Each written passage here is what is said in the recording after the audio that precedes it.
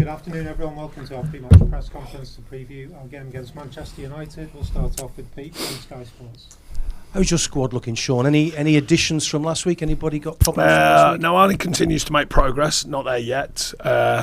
Ganner will be unlikely, but got a chance, I would say. And a few knocks and bruises, but everyone should be all right.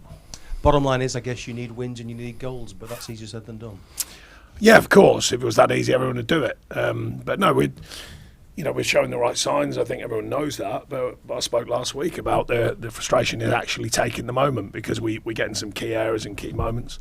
And the story of a season so far, really, of not taking chances. But as I always reference, it's a team responsibility.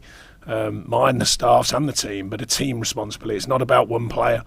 Obviously, everyone references strikers or generally does, but it's a team responsibility. Other people are getting chances as well. We've got to continue doing that, that's for sure. That is another challenge, because it's not easy to create a lot of chances, a lot of good chances in football. But we are doing that, so we've got to at least maintain that and then add the detail at the final moment. And what do you say to them during the week? I mean, it's not just as easy, I guess, as imposing more shooting practice.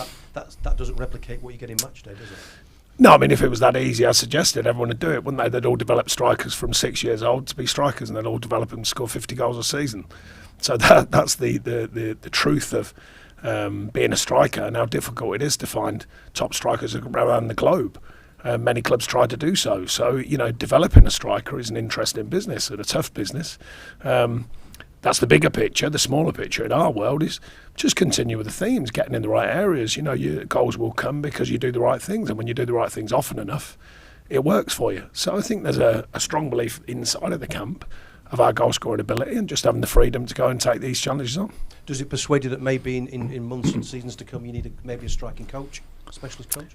I don't necessarily. I'm for all coaching of all different types. Whatever can work. But different kind of coaches. A lot's made now of set piece coaches. We haven't got one of them, but we seem to be doing pretty well at set pieces. So, I think our skill set from thousands of games as players and managers can offer us the chance to work at both ends of the pitch, which we do so.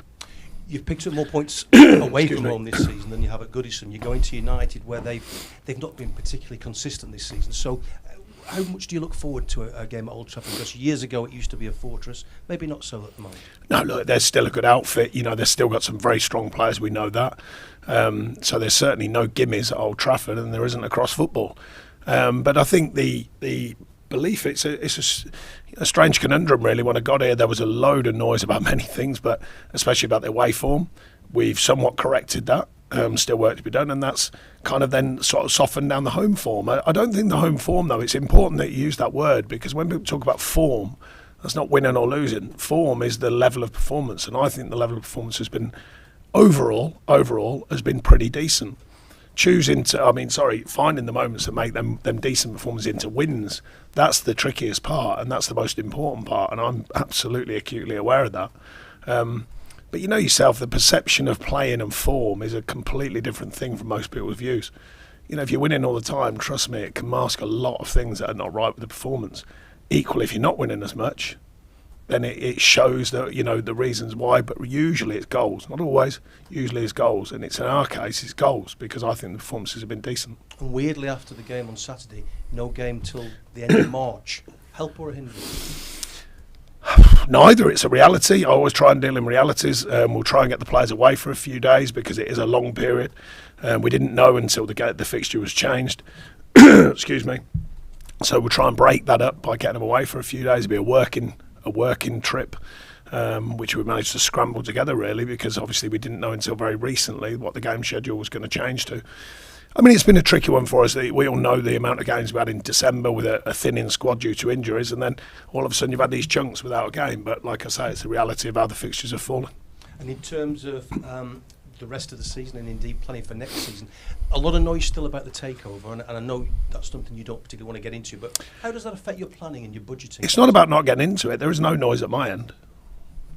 There might be noise elsewhere. There's no noise at my end, so there's nothing to get into.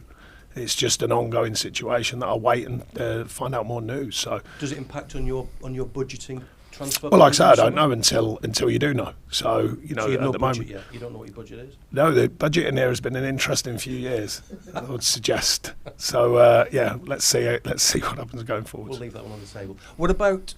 Can I just finally ask you about? It's World Book Day today. I don't know if you knew that. I do. Big fan. I know Chris Evans talking about it on his show this morning, rightly so. 2 children who went through them periods of dressing up and all the rest of it, and fantastic. But one fan in particular has gone a little bit further than that. Believe you me, I'm aware that marvel of modern phones suggests that I've seen a young person What do you showing think, a. what do you think of the image, in particular the hair he's gone for? Which is obviously very bright 'cause his words make sense. Yeah, I mean, it's, I would say, a good representation of myself in a younger form, in a somewhat caricature style, I would suggest. No legal action pending. I would think it's highly unlikely, I would suggest. But no, it's, I must say, I think World Book Day is a fantastic idea and brilliant for the children. He hasn't got the voice right, though, has he? No one has No. yet. Even Farley. I sat with him at do, by the way, just in case anyone's wondering. I've sat with him at an actual do, and he did me at an actual do for the LMA, so that was quite interesting. And he still said, yeah, I can't quite get the fact. And I went, yeah, the fact that I'm not from the north. And he went, yeah. So, but he's a genius, to be fair, with accents in general. Thank you very much. Thanks, Pete. How do I follow on from that? A missed penalty, but a goal last time out for Beto. What factors are you weighing up when choosing your starting striker for Saturday? Yeah, I mean, it's we want the competitive element. I thought Beto did a good job. Obviously, he missed a penalty, but he wanted to take it. That was clear. Made up for it in the sense that he was still driving into the box, scored a very good header, brilliant ball in as well, but a very good finish. Ran out of legs and energy a little bit.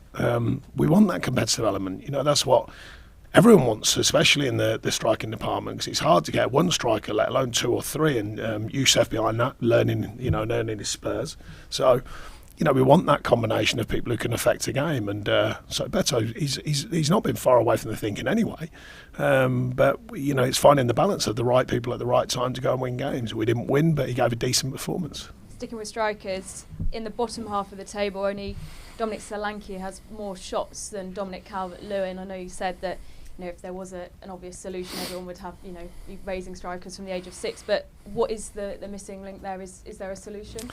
No, finding the moment, you know, taking the moment. He's well aware of that. You know, no striker has forgotten their record. They all know. I certainly don't mention it to him. I just want him to go work hard. I want him to play for the team. I want him to get in the right areas. I see him on a daily basis, quite obviously. I know the quality he's got. I know his aerial power. I know that he can finish in different kinds of finishes. And it'll come, and it's believing in what we do, and it's believing in himself and continuing to do the right things, continuing with the habits that are formed over years as a striker, getting in the right areas, getting between the goal and the goal post, that is, in the key areas, and being alive in the box, you know, attacking the maybes, as I call it. Because sometimes you need one that comes off your shin, but sometimes you can make it come off your shin by just being alert and alive to things that are bouncing around the box. You know, not every goal can be a beautiful goal. Sometimes you need ugly, awkward goals. And I think that's something that our group continually need to find if we're not scoring the beautiful goals. You mentioned, obviously, taking those key moments and those opportunities down the other end, and in the last game in particular, succumbing to a fate that Everton have inflicted on plenty of other teams with the late goals this season. How important is it that the players at the back stay switched on later on into the game and past the 90 minutes? Yeah, I mean, the last goal was a mistake, so that can happen, and you don't want it to happen, generally, of course. The one before that, we weren't alert enough to a simple, something that we deal with normally. It can happen, but on the other hand, we hadn't taken the chances to make sure the game was secure anyway. So there's always a balance to that. But focus and concentration is a big thing. Got all the stats and the facts. The lads have never been fitter in the year that I've been here, so that's one that's an actual fact. So that mental fitness as well, staying zoomed in and tuned in, if you like, to a game. That's always a question in the Premier League, but we've shown that we're more than capable of doing that over this season and last season. Only 2 wins in the Premier League era at Old Trafford. What's it going to take something from the game and bring the 3 points home? As always, you've got to play well. That's the biggest marker. You know, you go wherever you want in the Premier League. Everyone's a good side. You've got to play well. So we'll stay focused on that. We've got to perform again. We've got to keep creating the chances. We've got to take them and make sure that, as that young person said, stop it going in that end and put it in that one. He was spot on. He must be listening to a very wise man, that young person. Thank you, Sean. Thank you. Thanks very much. We'll go to Juliet. Maybe. Thanks for laughing, because there'll be someone out there saying I was arrogant or something. I wasn't. It's just called dry banter, dry fun. Anyway, thank you. I got it. It's funny. The XG suggests you should have 12 more goals scored than you actually do. Have you ever had that as a manager, these stats that are just not correlated with the goal? No, and that's why I've mentioned it probably more this season, because I've never had it. I've never seen it in my time, or not that as powerful as that. Sorry. So yeah, it's an intriguing one and a conundrum for me, the staff and the players to work out.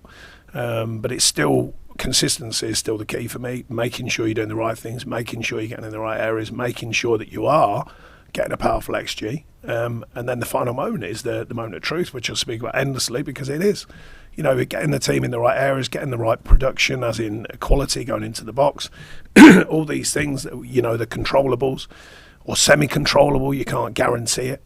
The final moment of truth is the bit where maybe we've just got to find that literally that final moment of talent to go and put the ball in, or even a scruffy one, as I said. You know, it's not always have to be beautiful goals. Goals that make seasons are not always beautiful goals. It's how many you score. No one looks at the end of the season and says they were all beautiful goals. Someone just says you scored this many. So I mind the players of that as well. You know, every goal can be a perfect goal. Some have to just be muck and nettles goals, scruffy goals, driving into the box with monotonous regularity to make sure you're in there when the ball comes in. You have your meetings and you've looked over the West Ham game and the players. Is it an open forum and you can talk about this? And are they as confused as you are, or are they working on something different this week? I don't think it's confusion. Like I say, I try and deal in realities. These are the stats, these are the facts, but not just stats and facts. That's one thing. It's only a measure. The other thing is what your eyes are telling you, what your gut's telling you, what the players' output, what their feedback is. Putting all of that into a situation of a conversation between myself, the staff, and also the players at times when we think it's relevant, and individuals at times when we think it's relevant. And trying to unravel it, and sometimes trying to not actually make enough noise about it, because there's plenty out there. So sometimes it's actually going, right, okay, it's parked, let's move on. They've been nice and bright today. They're certainly putting a shift in, that's for sure. I couldn't actually, you know, to give you a bigger picture, I couldn't be more proud of the players here. You know, from what they've been through over the last few seasons. When I got it was just constant negativity everywhere. They managed to somewhat change that. Then when we changed it, of course, we get 10 points taken away. Then they went, right, let's get on with it. Got on with it again. Then we get 6 points taken away and 4 given back. Still getting on with it. Still working hard in training. Still working hard for the badge, the shirt, and for myself, the club. Couldn't be more pleased with them. You know, people can go under in these circumstances. Our group here just continually work properly on the training ground, work properly for each other, take the games on. That's the mentality we want through thick and thin. That's the right mentality for this football club, in my opinion.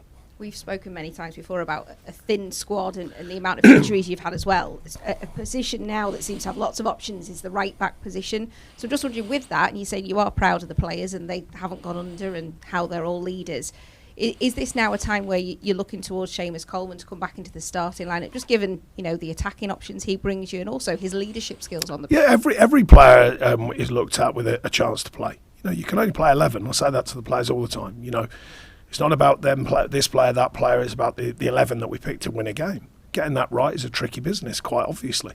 But no, we want the challenge in varying areas. We want the players to have a challenge. Like I say, it's good to see another striker scoring. You know, when Dom doesn't play, because it's like, okay, well, there are other people, so let's have that challenge. We're in-house challenge, you understand, not the opposition. And that kind of challenge. So we've got people, I think Ben's done a decent job going out to right back. You know, Pato's still developing. I say it all the time. People think because he bought it for a few quid, that's it. You know, still developing, still learning, and never more so than the people around him, including Shay, Youngie. You know, these are very experienced guys. So that unit is a good unit, I think, and progressing and working, and all the details want from all the players. So yeah, there's lots of players here who are factored in at every game as long as they're fit, of course. There's a lot of talk that Jared Branthwaite might get an England call up next week. We don't know till next week, but just his progression this season, how have you seen that? And, you know, how impressive has he become in the Everton side? Yeah, he's done well. He's enjoyed his football, I think, enjoying the challenge. Another one who's come into it at a pretty tough time and yet accepted the responsibility of playing, accepted the responsibility of doing his job, and continues to learn. And I continue to leave him alone. You know, when we talk about coaching, sometimes the best coach in the world is to leave him, because he's going along, he's progressing very well, he's learning about the game. A few pointers, obviously, but not obsessively coaching about all sorts of the game, because he's learning it as he's going and he's doing a very good job of it. Thanks, Julia. We'll go to Will. Hi Sean, just on Dan Jr., will he be back after this break, do you think? There's a chance, definitely. He's doing very well. He's working very hard. He's pleased with how it's going as well, which is always a good sign when the player feels right. So yeah, we're hopeful, but we'll see. Excuse me. Sorry? Has he done his ligaments or something? Has he in his Yeah, ankle ligament. Yeah. Do you feel like you've quite unlocked him since he arrived? I mean, he's played out wide, he's played in the centre. No, I think we spoke when I brought him in, and we spoke as a staff. He can be flexible, finding the right game time, finding the habit forming that we want for the team has been a challenge for him, but I think he's doing that well. And just before, I thought he was really good down at Fulham, and then he gets injured. And ironically, he was just going to come off, which is one of them things. And an injury that looked quite innocuous has ended up being quite a serious injury. But he's firmly fixed on getting fit. He wants to beat the targets of the fitness targets, if you like. He's made that very clear to me, and he's working very hard. Just a couple of years ago, when you were barely manager, you once said after that 3-2 game, you don't think Everton know how to win at half time to the players. It's obviously 10 games without a league win. Does it feel different, this team? Do you feel like you are knocking on the door? No, it was another thing that gets badly referenced, and I made sure I spoke to Frank about it. I was having to say I'd been with teams like that, and sometimes it does feel like that. Slightly different here, because if we take the chances that we're producing, you win games. So it's a slightly different thing, but there is a theme there when you go, okay, so how do you win a game? Do you defend it out? Do you attack it out? Well, the way we've been playing, we should be attacking it out and scoring goals, and that is a way of handling a game, because you put yourselves in front, of course, and then the whole dynamic changes, the mentality changes. Finding a way is sometimes coaching and management, sometimes it's on pitch, how the players feeling it, what are we doing to find a way. I think over this season, we've done that pretty well. I think we've managed games pretty well. But it still is a fact. We haven't won in 10 games, so that's got to change. And sometimes you do that by hook or crook. Sometimes you do it by not playing well and you win a game.